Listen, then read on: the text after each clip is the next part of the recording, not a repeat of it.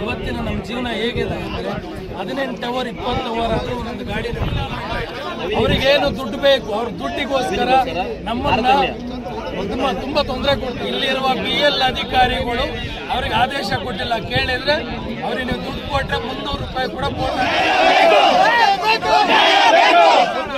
ಗಲಾಟೆ ಮಾಡಲ್ಲ, ನಿಮ್ಮನ್ನ ನಾವೇನು ಕೇಳಲ್ಲ, ನಾವೇನು ಮಾಡಲ್ಲ, ನಮ್ಮ ಜೀವನ ನಾವು ಮಾಡ್ಕೊತೀವಿ.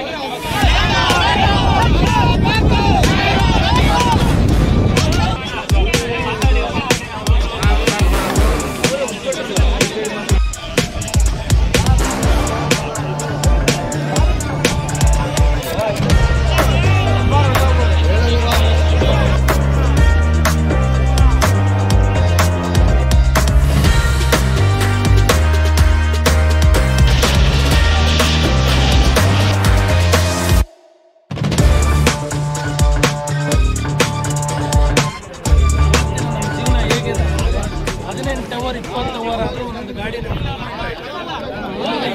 ಏನಂದ್ರೆ ನಮ್ಮ ಕನ್ನಡಿಗರಿಗೆ ಮೋಸ ಆಗ್ತದೆ. ನಾವೆಲ್ಲರೂ ಚಾಲಕರು ಮತ್ತು ಮಾಲೀಕರು. ನಮಗೆ ಇಲ್ಲಿ ಕರ್ನಾಟಕದಲ್ಲಿ ನಾವು ಇಲ್ಲಿ ಹುಟ್ಟು ಬೆಳೆದವರಿಗೆ ನಮ್ಗೆ ಹಣ ಸಿಗ್ತಾ ಇಲ್ಲ.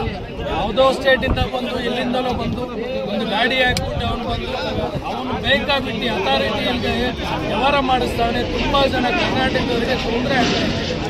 ಏನು ಸರ್ಕಾರದಿಂದ ಒಂದು ನಮಗೆ 24 ರೂಪಾಯಿ ಕಿಲೋಮೀಟ್ರು, 26 ರೂಪಾಯಿ ಕಿಲೋಮೀಟ್ರು ನಮಗೆ ಸರ್ಕಾರದಿಂದಲೇ ಆದೇಶ ಕೊಟ್ಟಿದೆ.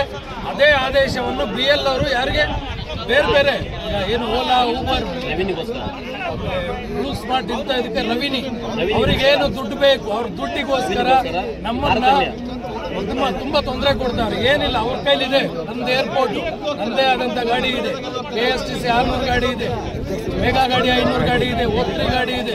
ಇದ್ರಲ್ಲಿ ಏನಿದೆ ರೈಟ್, ನೀನು ಅದೇ ರೈಟ್ ಮಾಡಂಗಿದ್ರೆ ದಯವಿಟ್ಟು ನೀನು ಇಲ್ಲಿ ಗಾಡಿ ಹಾಕೊಂಡು ಬೈದು. ಬಟ್ ಅವ್ರಿಗೆ ಬೇಕಾಗಿರೋದು ಸರ್ಕಾರದಿಂದ ಆದೇಶ ಬಂದಿದೆ. ಇಲ್ಲಿರುವ BL ಅಧಿಕಾರಿಗಳು ಅವ್ರಿಗೆ ಆದೇಶ ಕೊಟ್ಟಿಲ್ಲ. ಕೇಳಿದ್ರೆ ಅವ್ರಿಗೆ ನೀವು ದುಡ್ಡು ಕೊಟ್ಟರೆ 300 ರೂಪಾಯಿ ಕೂಡ ಬೋರ್ಡ್ ಹಾಕಿಸ್ತಾ ಇದ್ದಾರೆ.